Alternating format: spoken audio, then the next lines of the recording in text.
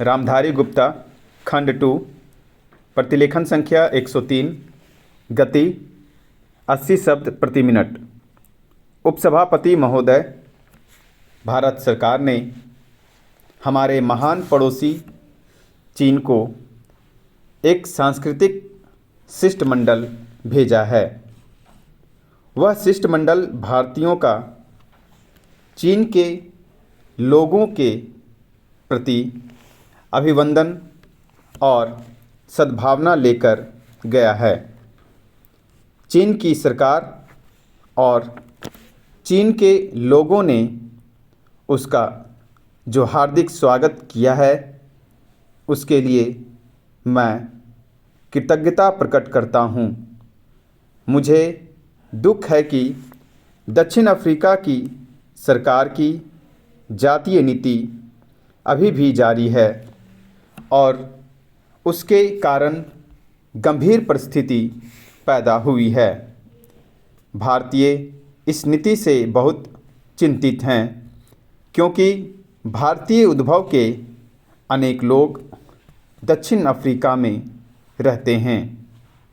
किंतु यह प्रश्न अब केवल दक्षिण अफ्रीका के हिंदुस्तानियों का ही प्रश्न नहीं रह गया है, बल्कि उसका महत्व कहीं अधिक बड़ा और विस्तृत हो गया है।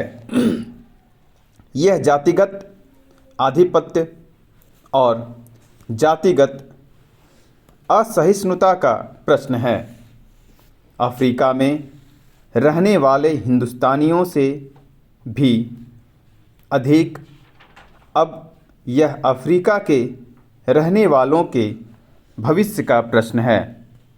इस प्रश्न और ऐसे ही अन्य प्रश्नों के निपटारे में विलंब करना समस्त मानव जाति के लिए अच्छा नहीं है। मुझे इस बात से प्रसन्नता है कि अफ्रीका में वहाँ के आदिवासियों और वहाँ रहने वाले हिंदुस्तानियों के बीच मैत्री भाव बढ़ रहा है। हमारी इच्छा अफ्रीका के लोगों की उन्नति में लेस मात्र हस्तक्षेप करने की नहीं है, बल्कि जहाँ तक हो सके हम उनकी सहायता करना चाहते हैं। मुझे यह भी खेद है कि श्रीलंका में बहुत दिनों से रहने वाले अनेक भारतीय मत देने के अधिकार से वंचित कर दिए गए हैं। वे श्रीलंका के वैसे ही नागरिक होने का दावा करते हैं जैसे कि उस देश के अन्य निवासी करते हैं। श्रीलंका के साथ हमारा संबंध सहस्त्रों वर्षों से रहता आया है और हमारे संबंध अत्यंत मैत्रीपूर्ण रहे हैं। हमने श्रीलंका की स्वतंत्रता का स्वागत किया था और हम यह आशा करते थे कि उसके लोग स्वतंत्र जाति के रूप में हर प्रकार की प्रगति करेंगे, पर वहाँ के नागरिकों की एक बड़ी संख्या को उनके अपने नैसर्गिक स्वतत्वों से वंचित कर देने से सच्ची प्रगति नहीं हो सकती।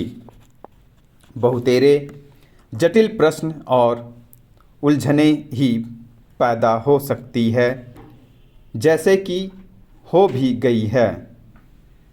पिछले अनेक वर्षों से हमारे यहाँ खाद्य पदार्थों की कमी रही है और अन्न बड़ी मात्रा में बाहर से लाना पड़ा है।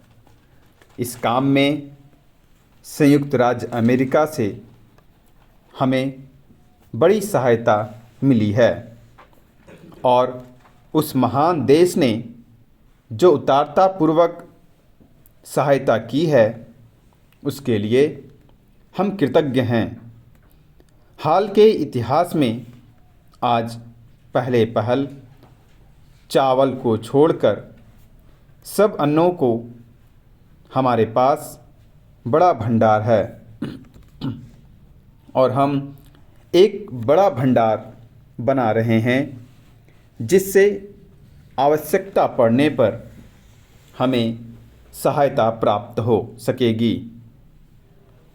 इस बात का तो हमें स्वागत करना चाहिए, किंतु देश के बड़े भागों में वर्षा न होने से यहाँ के लोगों के लिए कठिन समस्या पैदा हो गई।